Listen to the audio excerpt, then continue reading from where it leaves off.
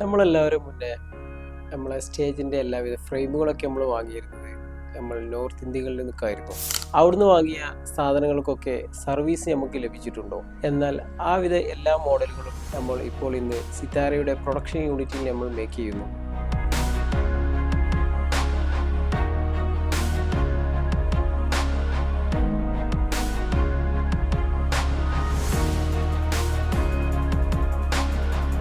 നിങ്ങളൊരു പുതിയ ഐറ്റംസുകൾ പർച്ചേസ് ചെയ്യുമ്പോൾ നിർബന്ധമായും ശ്രദ്ധിക്കേണ്ട ഒന്ന് രണ്ട് കാര്യങ്ങളുണ്ട്. നമ്മളൊരു സാധനം വാങ്ങുമ്പോൾ ആദ്യം നമ്മൾ ശ്രദ്ധിക്കേണ്ടത് അതിൻ്റെ ക്വാളിറ്റിയാണ്.